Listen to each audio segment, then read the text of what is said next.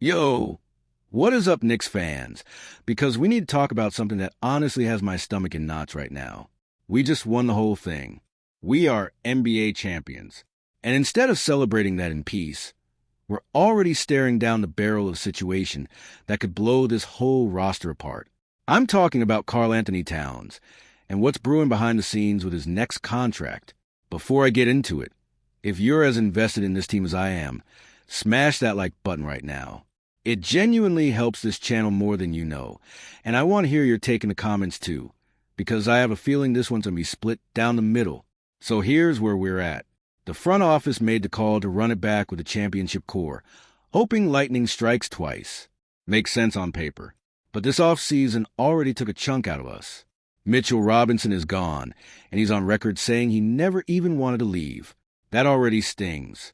And now word is coming out, straight from people who cover this team closely, that KD's future in New York is genuinely up in the air. Let that sink in for a second.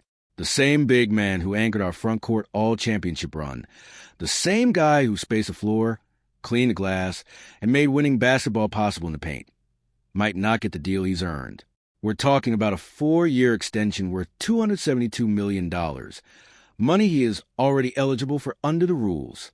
And there's real hesitation from the organization about whether they'll actually put that number in front of him. If they don't, Towns can walk in 2027. He's got a player option worth $61 million sitting right there. And if he doesn't feel valued, why wouldn't he explore that?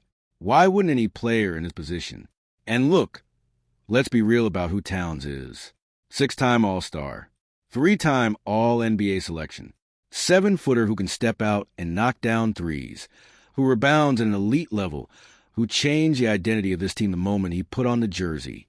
Last season alone, he averaged just over 20 points and almost 12 boards a game, plus chipping in on assists, steals, and blocks. That is not a role player. That is a foundational piece of a championship roster. Comment below if you think a resume like that deserves the max, because I already know how I feel. But here's the ugly part of this business, and it's the part that makes my blood boil a little. Some in the organization are apparently questioning whether Towns is truly worth a max deal at this stage, whether keeping this exact core together for 3 or 4 more years even makes sense. And I get the salary cap gymnastics. I really do. But we are talking about a guy who is about to turn 31 in November. This is his window. This is the stretch of his career where he needs to lock in generational money. And he has more than earned the right to ask for it after helping deliver a title to a franchise that waited decades for one. Now, let's talk about the real reason this is happening. Because it's not really about whether Towns deserves it. It's about Jalen Brunson. Everybody in the city knows Brunson is the face of this franchise, and the front office would rather funnel every available dollar toward than split max money between 2 stars. Under this new collective bargaining agreement, the penalties for paying 2 superstars are brutal. The whole system is practically begging teams to build around one guy and surround him with cheaper depth instead of 2 max contracts. So picture this. The front office looks at Towns' contract not as a piece to protect, but as an asset to convert. Flip his money into 2 or 3 complementary players on smaller deals, and suddenly you got more flexibility, more depth, more shooting off the bench. Sounds smart in a spreadsheet, but you know what it also does? It rips apart the exact chemistry this team spent years building. You don't just replace a guy like Towns with role players and expect the same result. Basketball isn't a math problem. It's a locker room. It's trust. It's habits built over hundreds of games together. And that's what worries me the most as a fan. We just watched this specific group of guys, this exact combination of talent and personality, win it all. Breaking that up on purpose, right after championship, feels like betting against the very thing that just worked. If you agree that chemistry matters just as much as raw talent, drop a comment and let's discuss it. Because I don't think front offices give that enough credit. Now here's the part that actually gives me a little hope and honestly makes me respect Towns even more. Reports are suggesting he might actually be willing to take a pay cut, potentially leaving real money on the table just to keep this roster intact. Think about what that says about him as a person and as a teammate. This is a guy who could chase every last dollar on the open market, who has every right to demand a max after the season he just had, and instead, he might sacrifice a chunk of his own earnings because he wants to keep winning with these specific guys. That's not something you see often in professional sports, where it's usually every player looking out for their own bag first. If Towns really is willing to bend on money to preserve what we built, the front office needs to meet him halfway. They cannot let this be one-sided.